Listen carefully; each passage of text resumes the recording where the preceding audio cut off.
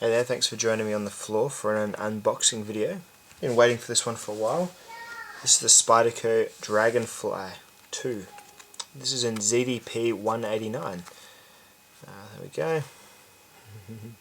Let's get it open and have a look at it. So that's what you get. Pretty standard Spyderco stuff. You get a couple of little leaflets, a bit of foam padding, and the knife comes in a little plastic bag. So there we go.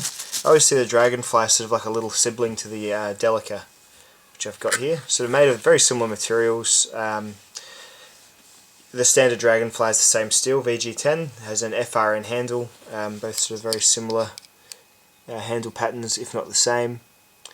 And this one, of course, is different though because it's in a very high-end steel called ZDP-189. So that's the knife unfolded. That's compared to the Delica unfolded, so it is quite a small knife. The blade is just over 2 inches and the handle is about 3, so looking at about 5 inches all up. What I like about this knife is that for such a small knife you can hold it with a 4-finger grip by choking up underneath that choil there, and it is fairly comfortable. It does feel like there's a little bit of negative space, sort of my fingers are struggling to sort of find real estate there. That's pretty comfortable for like just occasional use tasks. But then of course you can always choke back with 3 fingers, and that's rather comfortable indeed. That feels a bit more like your Delica grip, just with a free finger on the end. So let's have a look at the knife.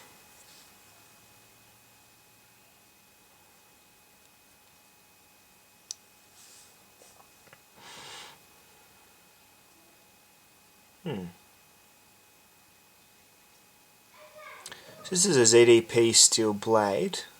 I don't know if you can make that out, but that grind is a little bit average. I understand this is a hard steel to work with, but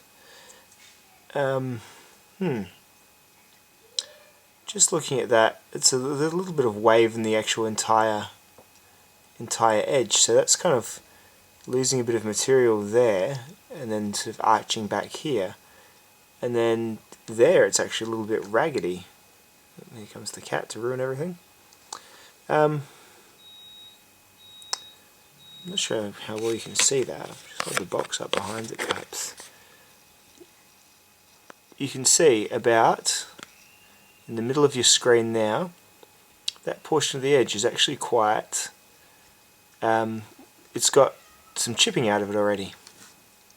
And the general bevel is sort of quite uneven as well. It's sort of at its thickest point about here, and yeah, it just kind of winds in. That's a bit disappointing.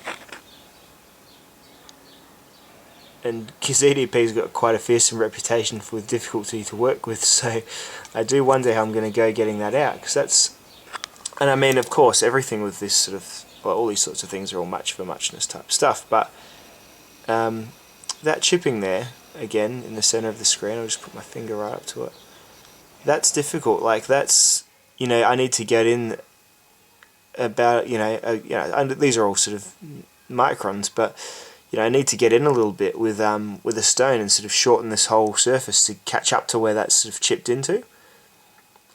That's a bit bleak. Yeah, I don't know. I'm sure it cuts well enough.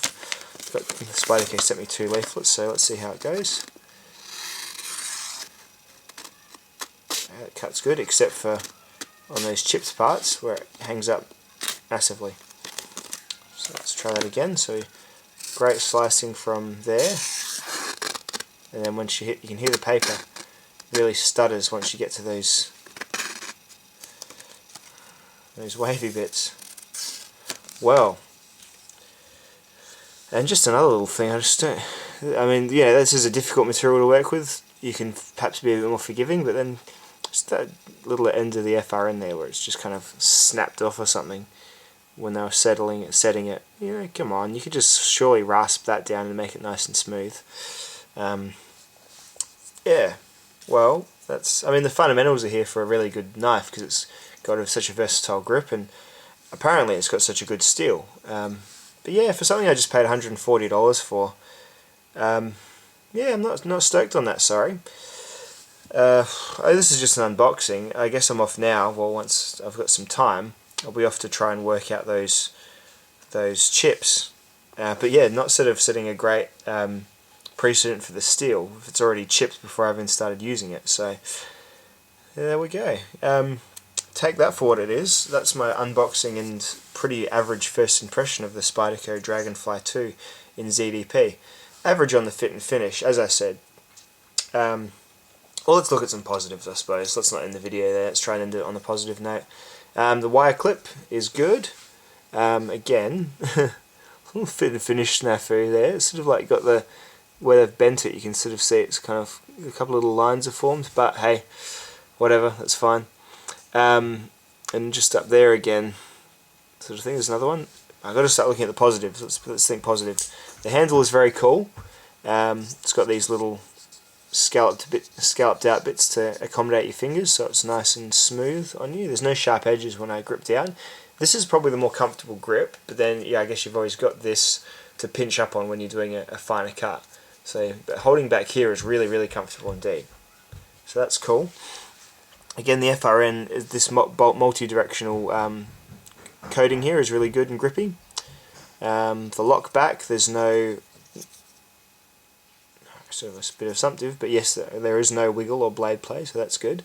The jimping's pretty positive on the top and on the bottom.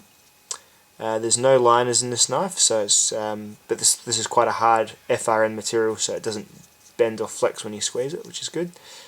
The knife opens very well for such a small knife. I've just gone and sent off my Falconivan U4, but I'll see how the U2 comes.